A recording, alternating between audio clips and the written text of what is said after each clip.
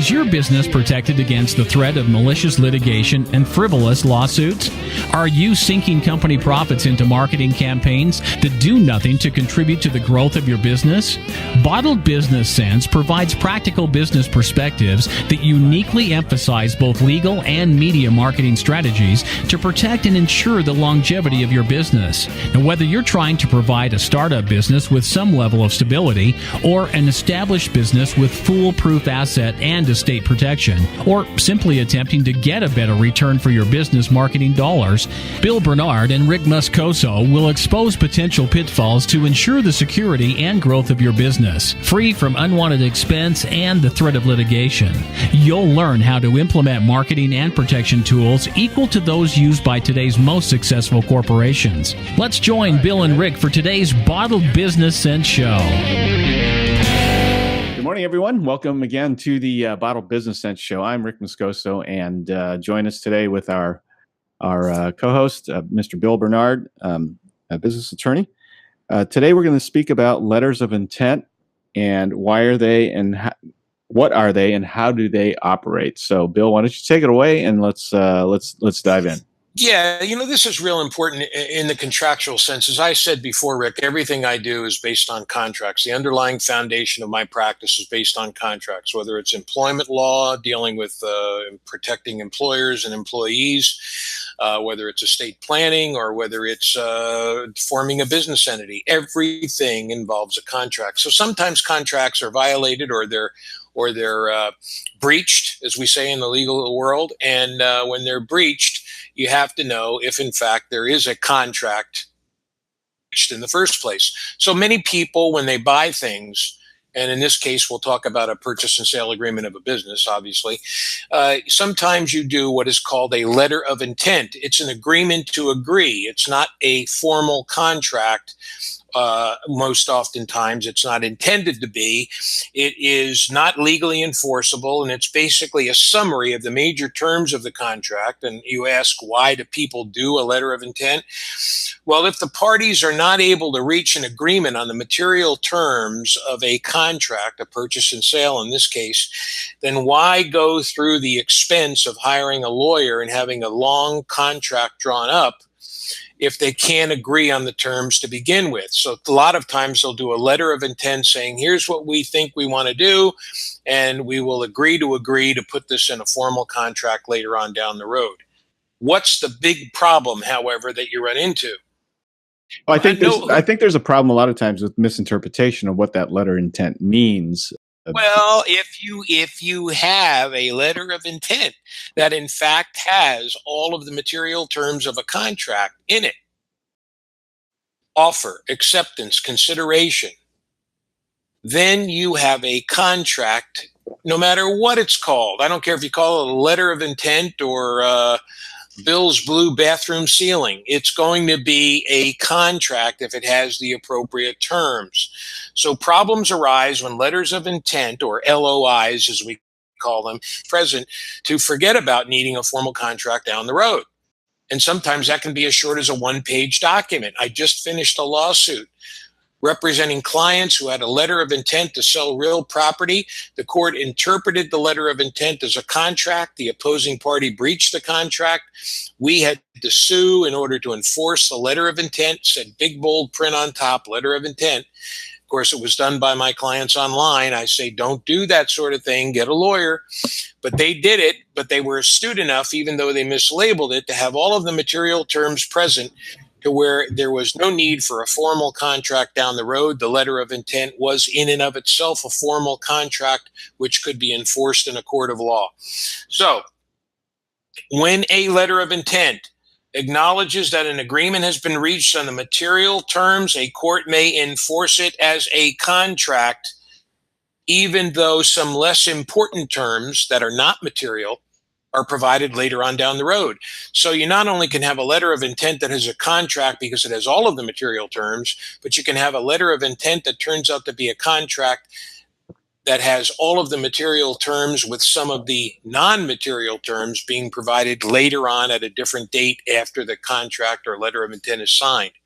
So a court recently ruled on this, and it said whether a writing constitutes a final agreement or merely an agreement to make an agreement, i.e., a letter of intent, depends primarily on the intention of the parties.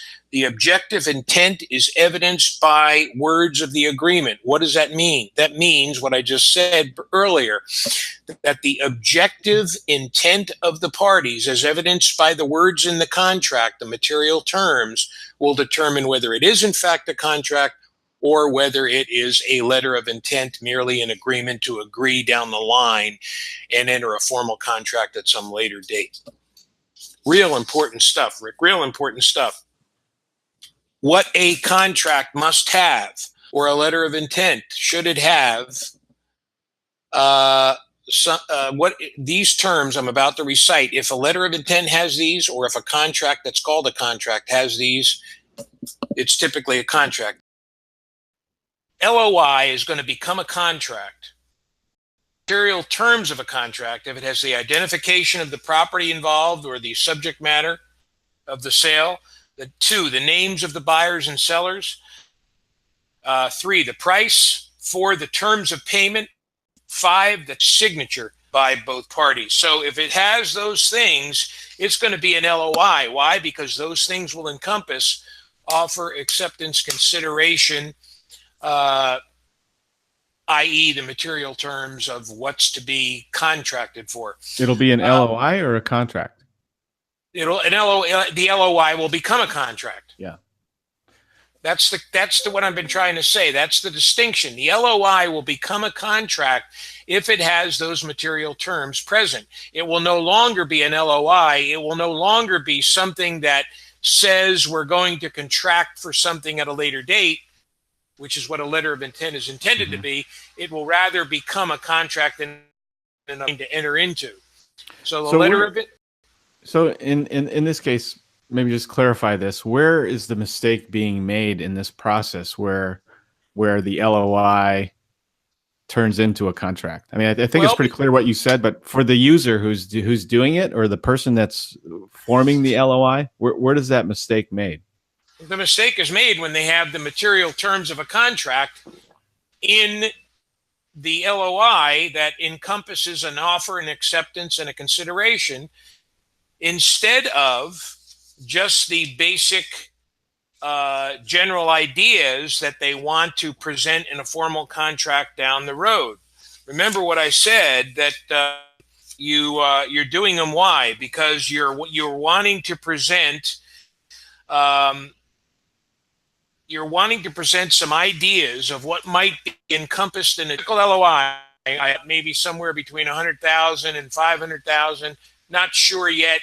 Here's the location of the property. Would you be interested?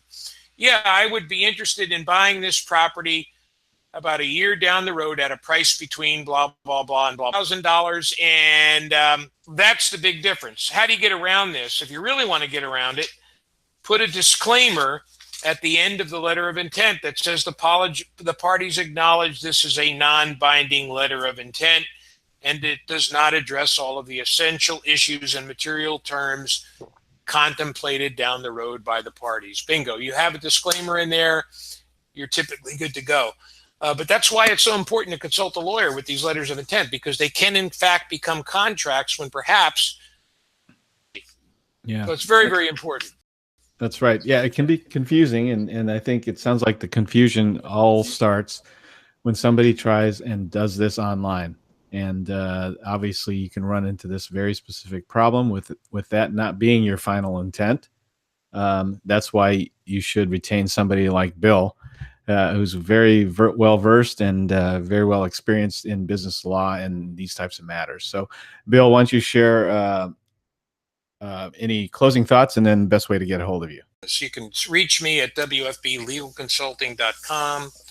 I have several sister websites, but you can also reach me at 949 area code 622.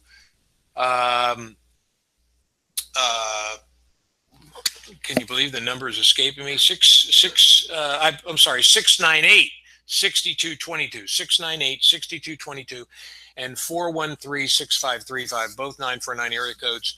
or you can fill in a form to ask to contact me on my website and click on it and it'll get to me. We're found all over the internet on the Bottle Business Sense Show, Facebook, LinkedIn, Twitter, you name it, we're there. Give us a look-see. This is all free advice. You can't beat something that's free, especially when it's in the legal world, right? I don't profess to solve all your problems. I need to know the particular facts of your situation. So this is not legal advice on this show, but rather call your lawyer or whoever you're going to retain as your lawyer and have them on board, him or her, for all future transactions. Okay?